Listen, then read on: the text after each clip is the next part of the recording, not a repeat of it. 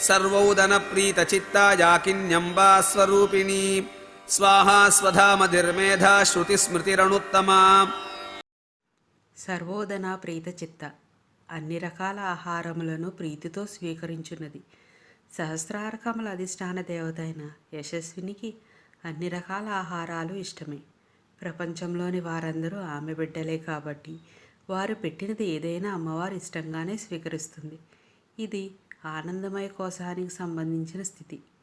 ఇష్టాలు అనే నియమాలకు అతీతంగా ఉండే స్థితి కాబట్టి అమ్మవారు అన్నిటినీ ఇష్టంగా స్వీకరిస్తుంది.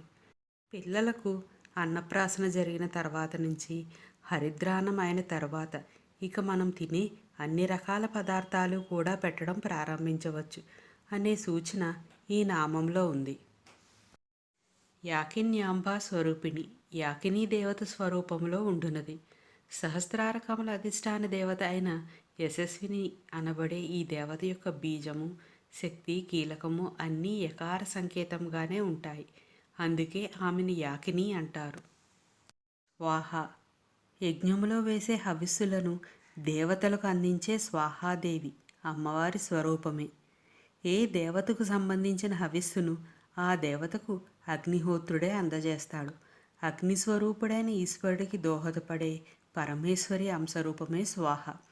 సు అంటే మంచి లేదా సరి అయిన, ఆహా అంటే దారి లేదా మార్గము అనే అర్థంతో స్వాహా పదం ఏర్పడింది.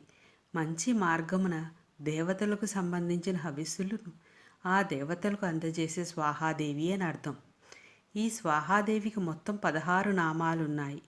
అవి స్వాహ, వహ్నిప్రియ, వహ్నిజాయ, సంతోషకారిణి, క్రియ, శక్తి, కాలరాత్రి, పరిపాకకరి, ధ్రువ, గతి, దాహిక, దహనక్షమ, సంసార సారరూప, దేవపోషణకారిణి, మోద సంసార తారిణి, దేవజీవనరూప.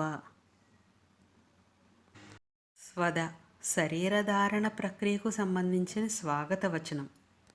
పితృదేవతలకు తర్పణలు అర్పించేటప్పుడు కుడి చేతి బ్రొటనవేలు క్రిందకి వంచి నువ్వులు నీళ్లు వదులుతూ స్వదా తర్పయామి అంటారు.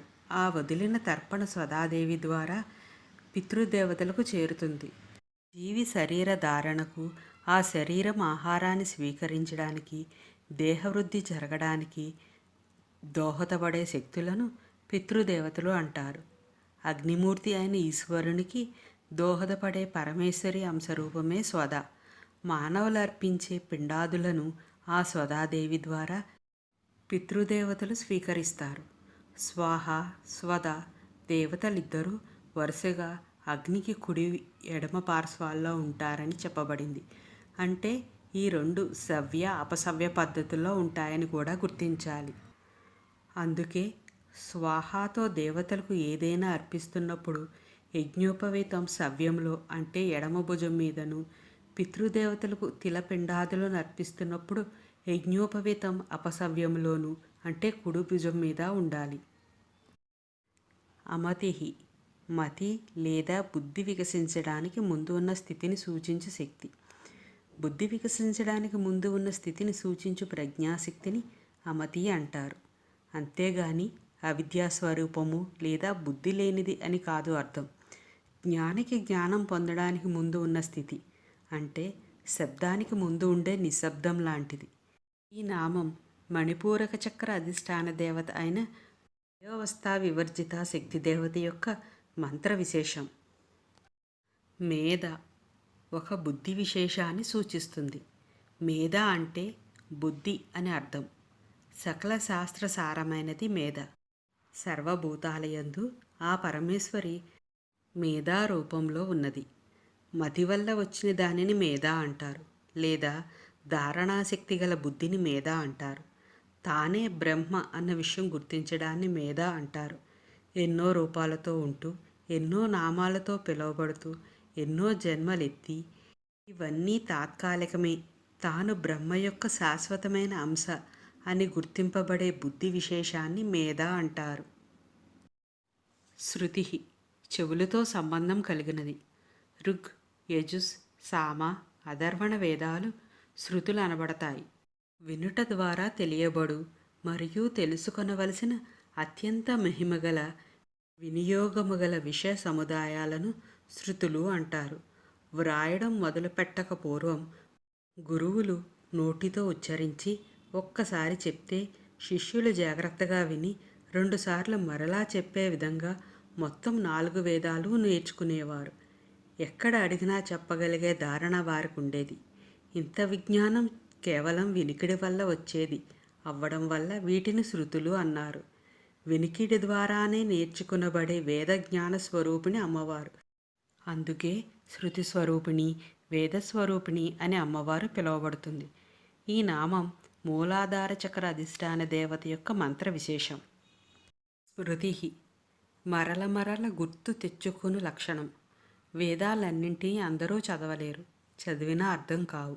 అందుకే మనువు, పరాశరుడు, గౌతముడు, యాజ్ఞవల్కుడు మొదలైన ఋషులు వేదసారాన్ని స్మృతులుగా కూర్చారు. శ్రవణం ద్వారా తెలుసుకునేది వేదం అయితే ఎల్లప్పుడూ స్మరిస్తూ స్మృతి పదములో ఉంచవలసినవి స్మృతులు.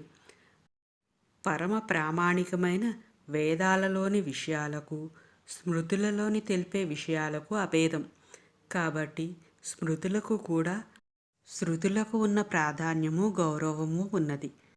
శృతులను ప్రాధాన్యంగా తీసుకునే వారిని శ్రోత్రియులని, స్మృతులను ప్రాధాన్యంగా తీసుకునే వారిని స్మార్తులు అని అంటారు. ఈ నామం ఆజ్ఞాచక్ర అధిష్టాన దేవత అయిన సిద్ధమాత యొక్క మంత్ర విశేషం. అనుత్తమ, తనను మించిన ఉత్తమ దైవం ఇంకొకరు లేనిది. సహస్రారంలో ఉండే దేవత యశస్విని. ఈమె యాకిని అనే పేరుతో పిలువబడుతుంది. ఈమె అనంతమైనది, శాశ్వతమైనది. దేవతలకు హవిస్సులర్పించే స్వాహాదేవి ఆమె. పితృదేవతలకు తర్పణలందించే స్వదాదేవి ఆమె. జగత్తుకు మూల కారణమైన మూల ప్రకృతి ఆమె. ఆ దేవతయే బుద్ధి, వేదమాత, శృతులు, స్మృతులు కూడా ఆమెయే. ఈ రకంగా ఆమె ఉత్తమమైనది. ఆమె కన్నా అధికులు గాని ఆమెతో సమానులు గాని లేరు. సర్వౌదన ప్రీత చిత్తా యాకిన్యంబా స్వరూపిణి స్వాహా స్వధామధిర్మేధా శృతి స్మృతిరణుత్తమా